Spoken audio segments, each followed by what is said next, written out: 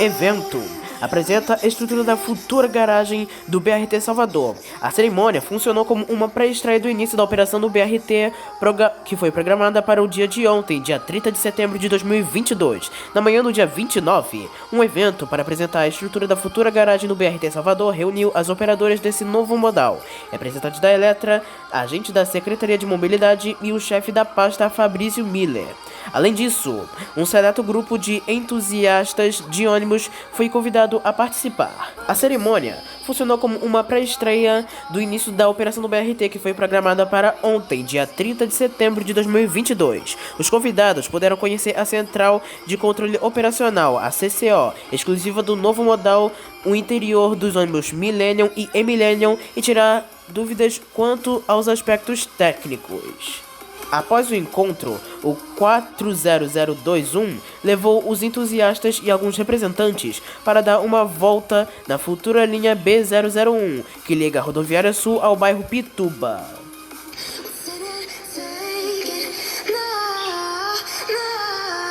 Agora, falando sobre as eleições 2022. São Paulo anuncia reforço na frota de ônibus para o domingo de eleições. A Prefeitura de São Paulo informa que a SP Trans estará reforçando a frota dos ônibus municipais como forma de garantir o acesso dos eleitores aos locais de votação no domingo, dia 2 de outubro de 2022. De acordo com a SP Trans, as linhas vão operar com cerca de 2.000 veículos a mais e capacidade equivalente à dos sábados. Por outro lado, as demais linhas de ônibus intermunicipais gerenciadas pela EMTU na região metropolitana de São Paulo seguirão a programação de domingo, sem alteração de horário. Pode haver reforço caso o movimento de passageiro aumente. As 5 linhas operadas pela CPTM funcionarão com intervalos médios de 10 minutos, mas em caso de aumento de passageiros, haverá trens de prontidão para atender a demanda em todas as linhas. A operação das 4 linhas, linha 4, 5 Lilás, 8 Diamante e 9 Esmeralda, controladas pela Via Mobilidade e Via 4, será equivalente à programação dos domingos, com intervalos médios de 10 minutos e possibilidade de readequação da frota em caso de necessidade. No metrô, todas as linhas funcionarão normalmente das 4 horas e 40 minutos da manhã até a meia-noite. As frotas programadas para atender os passageiros serão as mesmas utilizadas aos sábados e domingos comuns, com 3 reservas podendo entrar em operação. A CET, Companhia de Engenharia de Tráfego, vai monitorar o trânsito nos principais corredores da cidade para garantir segurança, fluidez e mobilidade dos eleitores no acesso aos postos de votação e vias do entorno. O monitoramento e a operação de trânsito nas zonas eleitorais serão intensificados das 7 horas da manhã às 6 horas da tarde.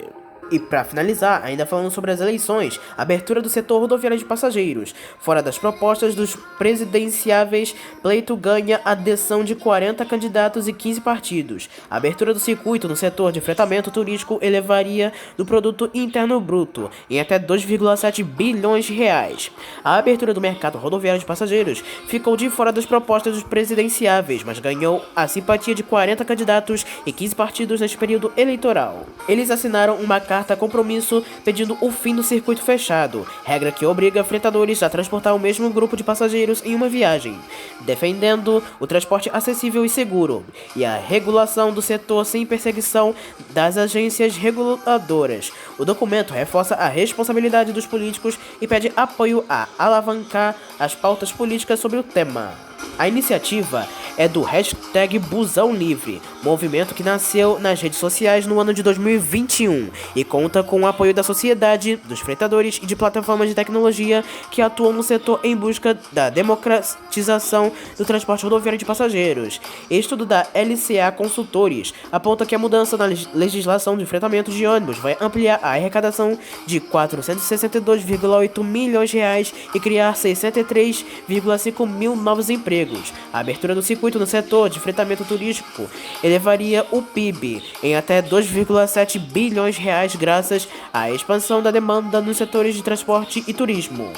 Abre aspas. O objetivo da iniciativa é chamar a atenção da sociedade, especialmente da classe política, neste período eleitoral, sobre a importância de discutirmos formas concretas de avançar no caminho da abertura do mercado, diz Marcelo Nunes, presidente da Associação Brasileira de Fretamentos Colaborativos, entidade que reúne centenas de fretadores no país. O apoio de candidatos e candidatas é essencial para jogar cada vez mais luz sobre essa questão tão relevante.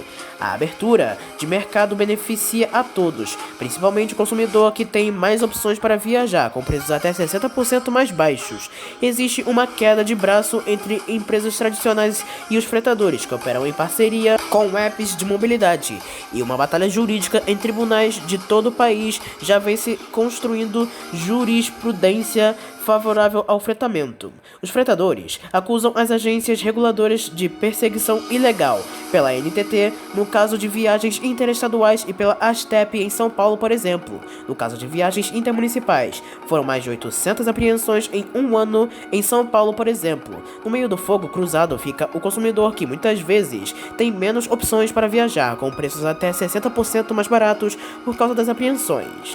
No Congresso, há projetos em discussão na Câmara de Deputados atualmente sobre a abertura do mercado, o PL 148 de 2020, que cria o marco do fretamento colaborativo, o PDL 494, também de 2020, que revoga o decreto do circuito fechado, e o PDL 69 de 2022, que revoga a portaria 27 da ANTT, que trata do fretamento colaborativo.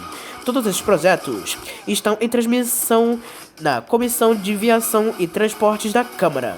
O que sabe é que a maioria dos integrantes da comissão já se mostraram favoráveis, porém o Ministério da Infraestrutura travou a votação em diversos momentos, alegando que ele, Minfra, iria propor uma regulação, mas essa proposta nunca veio. O bastidor é que o Minfra fez esse acordo com os parlamentares da comissão e não cumpriu. Na comissão, os parlamentares já estão falando até em convocar um ministro para prestar esclarecimentos na volta dos trabalhos legislativos. Então é isso, essas foram as seguintes notícias.